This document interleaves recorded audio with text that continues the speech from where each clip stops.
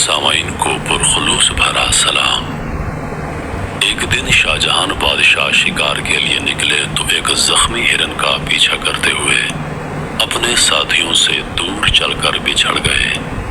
हिरन भी हाथ न आया और रास्ता भी खो दिया। दोपहर का वक्त था। साथियों का दूर दूर तक कोई निशान नहीं था। बादशाह को सख्त प्यास लगी थी। इतने में उनकी नजर बढ़ के एक दरख्त पर पड़ी जिसकी ठंडी छांव के नीचे एक गडरिया अपनी भेड़ बकरियों के साथ बैठा था। बादशाह ने जो उस वक्त शिकार के कपड़ों में थे चरवाहे से पानी मांगा तो उसने बताया कि साथ लाया हुआ पानी खत्म हो गया है। उसने फौरन एक बकरी के दूध से बर्तन धोकर दूसरी बकरी का दूध बादशाह को पीने के लिए पेश कर दिया। बादशाह को चरवाहे की ये बात बहुत पसंद आ गई और उसने उससे कागज मांगा। जंगल में भला चरवाहे के पास कागज कहाँ। बादशाह ने बड़ का एक पत्ता तोड़कर उस पर खंजर की नोक से कुछ लिखा और चरवाहे को देते हुए बोला, ये लो अपना इनाम। हमने तुम्हें 2 गांव जागीर भी दे दिए हैं। जुमे को ये पता लेकर जामे मस्जिद दिल्ली आकर हमसे मिल लेना। चरवाहा खुश होकर घर लौट गया। अपनी कंबल जमीन पर डालकर वो पत्ता उस पर रख दिया और बकरियां बंद करने लगा। एक बकरी जो उधर से आई उसने पत्ता मुंह में उठा लिया और चरवाहे के पहुंचने से पहले चट कर गई। उसका उसे बड़ा दुख हुआ और ये कहता जंगल में चला गया कि बकरी 2 गांव खा गई। आखिर जुमे का दिन आ पहुंचा। चरवाहा अपने गांव से निकलकर दिल्ली की तरफ चल पड़ा। चलते चलते दोपहर हो गई। बकरी 2 गांव खा गई। गिरत लगाए वो जामे मस्जिद दिल्ली में दाखिल हुआ तो उसने देखा कि तमाम नमाजी हाथ उठाए दुआ मांग रहे हैं। उसने बादशाह को भी दुआ मांगते देखा तो एकदम चीख पड़ा, दाता छप्पड़ फाड़ कर देगा तो लूंगा। और यही कहते वापस भाग निकला। बादशाह ने नमाज के बाद उसे बहुत तलाश किया लेकिन वो ना मिला।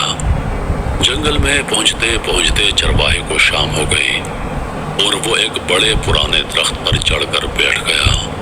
रात को कुछ डाकू आए और गांव में डाका डालने की मनसूबाबंदी करने लगे। चरवाहे ने उनकी सारी बातें सुनी और उनको टोका और बोला, चोरी करना बुरी बात है और फिर वो गांव के लोग तो बहुत गरीब हैं, उनके पास कुछ नहीं। अगर तुम लोगों को वाकई पैसा चाहिए तो इस दरख्त के नीचे खोदो। मैंने अपने बड़ों से सुना है कि यहाँ पर बहुत बड़ा खजाना दफन है। ये कहकर वो चरवाहा गांव की तरफ दाता छप्पड़ फाड़ कर देगा तो लूंगा की रट लगाता हुआ चला गया। डाकू ने बड़ी बहस के बाद खुदाई शुरू की और वहां से सचमुच में 2 बड़े बर्तन निकल आए।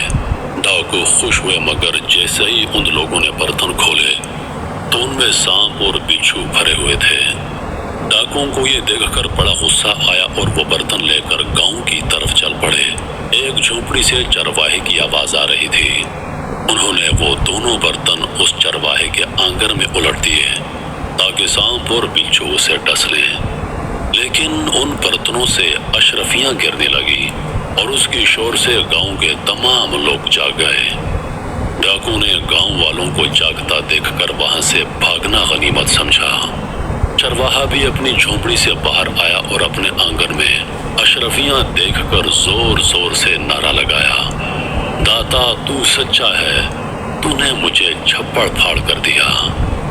अगली सुबह बादशाह के मुलाजिम भी गांव पहुंच गए और उसे दरबार में ले गए।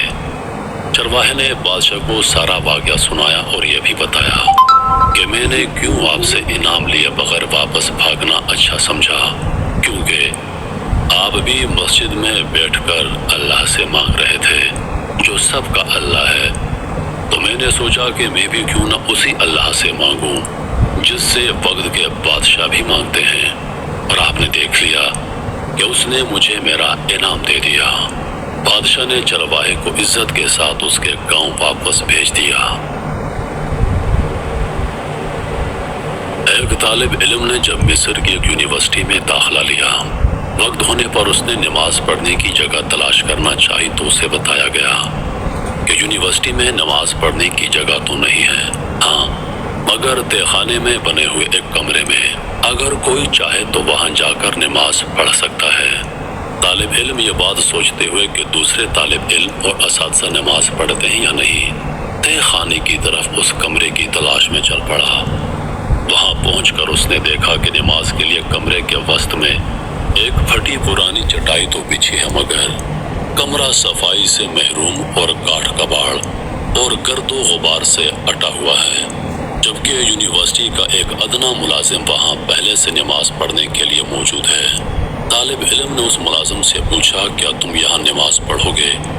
ملازم نے جواب دیا، ہاں، اوپر موجود لوگوں میں سے کوئی بھی ادھر نماز پڑھنے کے لیے نہیں آتا اور نماز کے لیے اس کے علاوہ کوئی جگہ نہیں۔ طالب علم نے ملازم کی بات پر اعتراض کرتے ہوئے کہا، مگر میں یہاں ہرگز نماز نہیں پڑھوں گا، اور اوپر کی طرف سب لوگوں کو واضح دکھائی دینے والی مناسب سی جگہ کی تلاش میں چل پڑا، اور پھر اس نے ایک جگہ کا انتخاب کر کے نہایت عجیب حرکت کر ڈالی۔ اس نے بلند آواز سے اذان کہی۔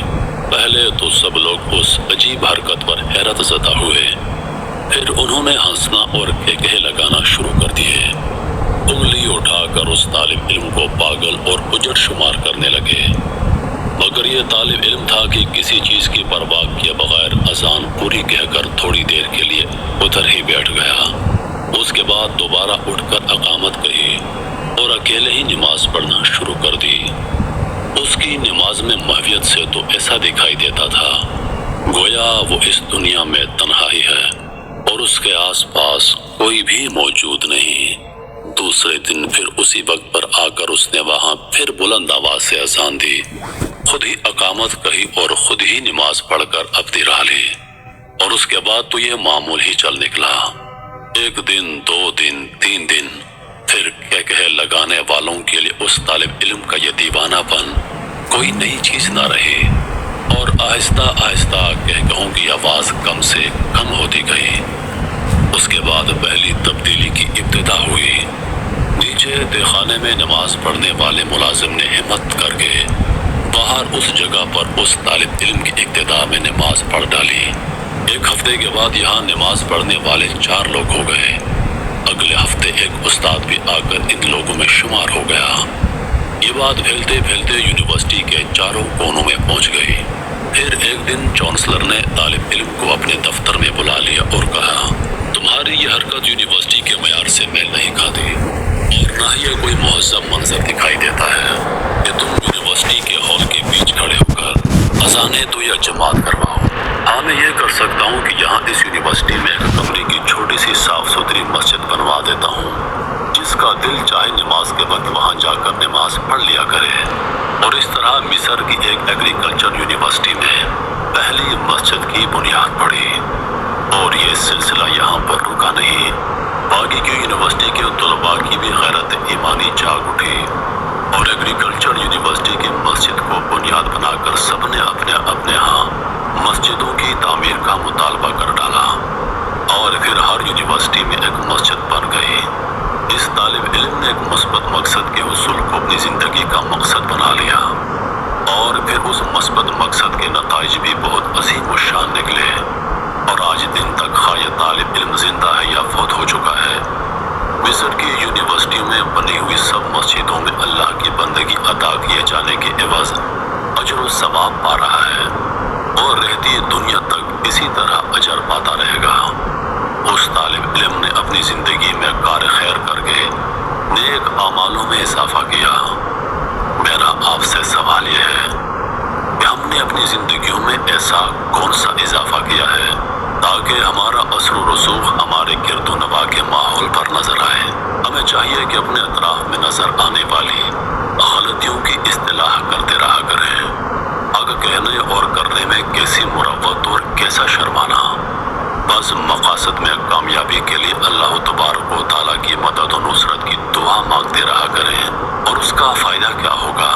اپنے لیے اور دوسروں کے لیے سچائی اور حق کا علم بلند کر کے اللہ کے ہاں موجود ہوں، کیونکہ جس نے کسی نیکی کی ابتدا کی اس کے لیے اجر، اور جس نے رہتی دنیا تک اس نیکی پر عمل کیا اس کے لیے اور نیکی شروع کرنے والے کو بھی ویسا ہی اجر ملتا رہے گا۔